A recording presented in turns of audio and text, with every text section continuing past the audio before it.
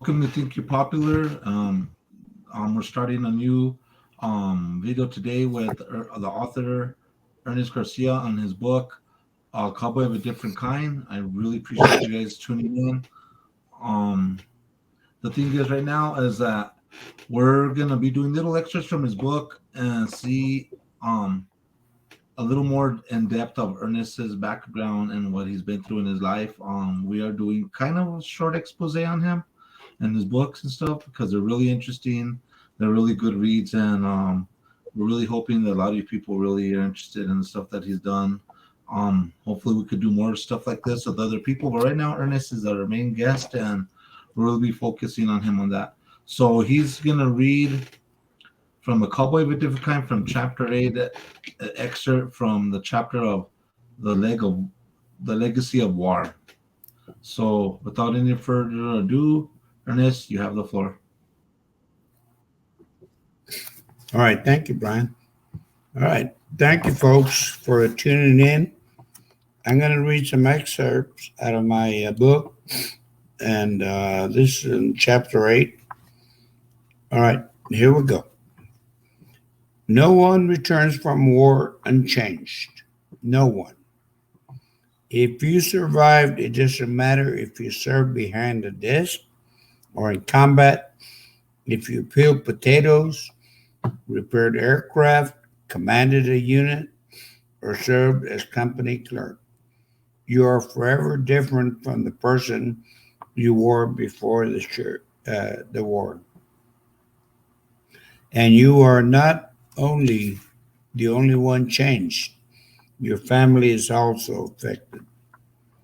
Obituaries in the newspaper usually list a surviving member of the family uh, who served in the military and in war.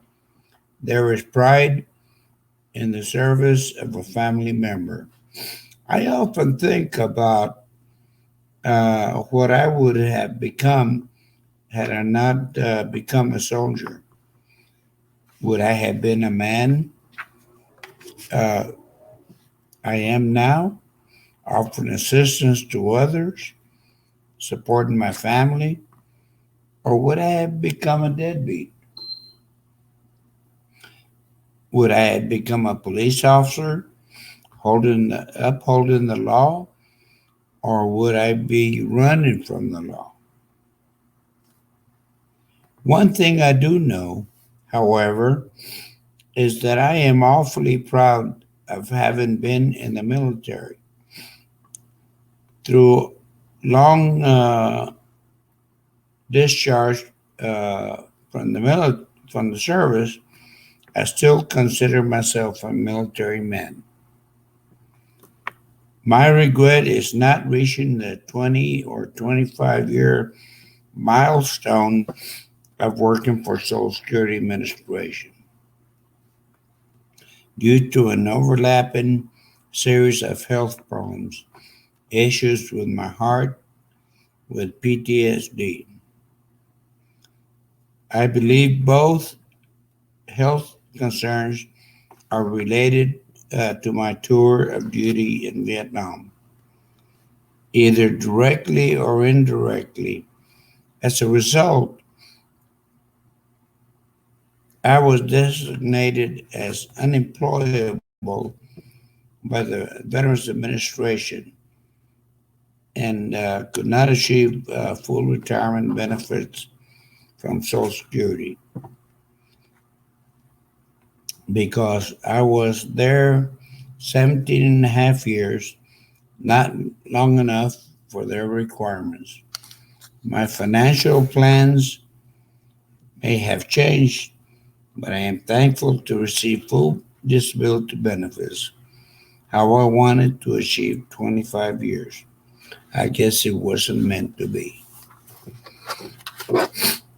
But I found new purpose after I left Social Security, one that helps both other veterans and me in many ways. Despite the fact I play many roles in my life, the predominant one is my identity as a soldier and a veteran. When I think about Vietnam, which is about every day, I am amazed that I mustered the backbone not to turn to drugs as many GIs did.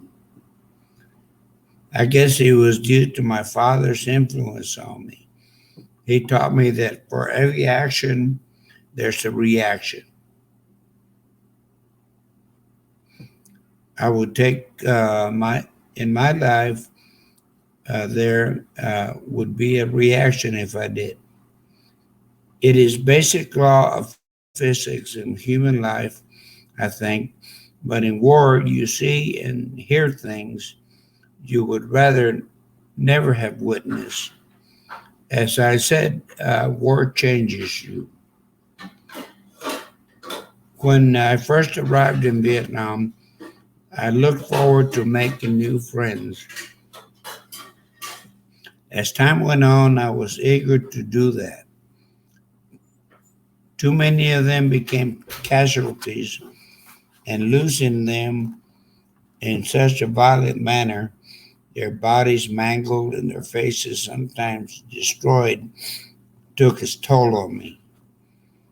It was just too painful, and to this day I feel guilty that they died and I lived while often being in the background servicing gunships and not always participating in battle. So when I volunteered to become a door gunner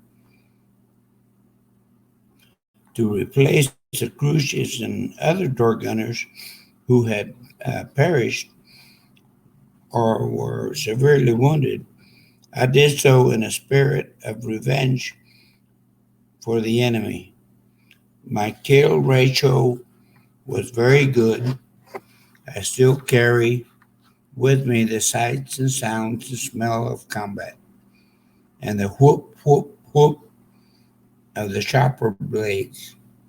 Today, whenever a low flying helicopter is overhead here, it brings me back to the skies over Vietnam.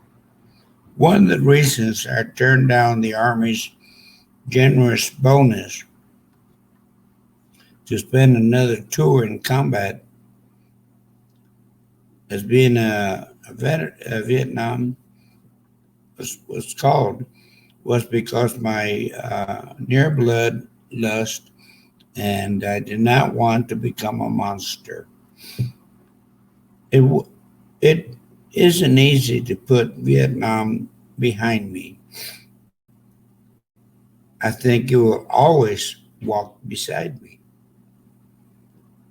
I am constantly learning to live with the war as the best experience in my life and also the worst experience I endured. It was the best because I became a man during my tour of duty and have lived ever since as a proud veteran who served his country when called. Excuse me.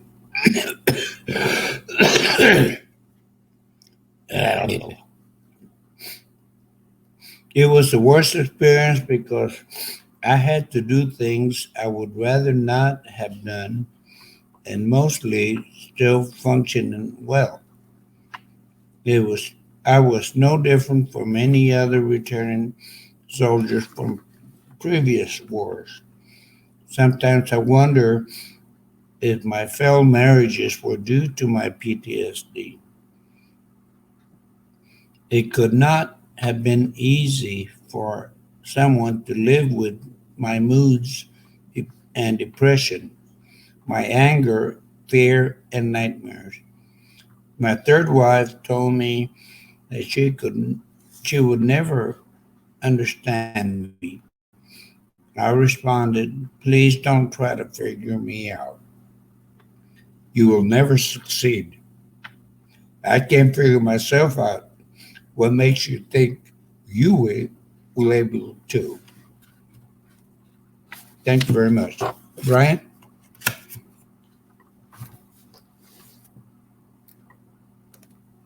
Are you there, brother? Yeah, I'm here, man. Sorry about that, man. I was I was doing some writing while I was listening to you. And one quick question. I know we covered this off camera before when we were talking one on one. On that tour, how long would your next tour have been if you would have stayed? How many years?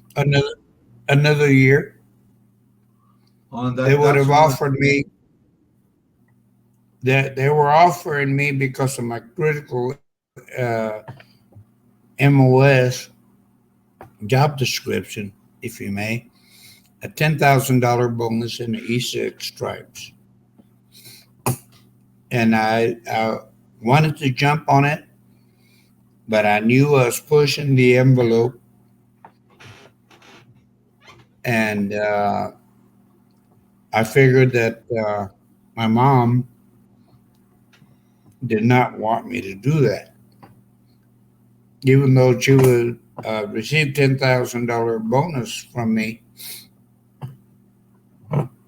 I think she would have rather have me home safe and alive. So I declined that bonus of $10,000 reenlistment and promotion to E6 stripes.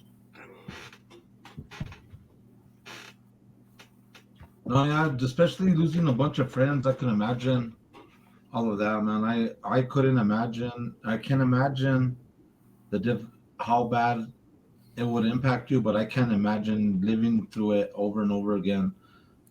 That's basically in my mind that would be madness to relive it over and over and stay longer after all the friends that you lost. So I can see why you wouldn't go on another tour. I know there's many other men that served our country and they did, but whatever part of service, whatever branch of service they served, that's why we're giving this celebration and a look of veterans such as yourself, because what they had to endure for war for our freedoms that we have here in our country nowadays. So right now, you guys, if you guys wanna please like, subscribe, follow, share our video. If you have any questions, as always, place them in the comments below. We hope we hear a lot more comments from you guys. Haven't seen much comments. I'm really hoping we could hear some kind of feedback from you guys. We really appreciate that. Press the thumbs up and give us some more. Any kind of feedback will be fine either way. And we really appreciate you tuning in. But without any further ado, I'd just like to say thank you. Ernest, do you have anything to say before we sign off? No, just you folks, please continue watching our podcast when you can and offer your feedback because it's all up to you for us to continue our journey. Thank you. Thank you guys once again for listening to our podcast and Think You're Popular. I'm Bryce 23. And like I always say, in the end, it's all about you. You got it. Take it away.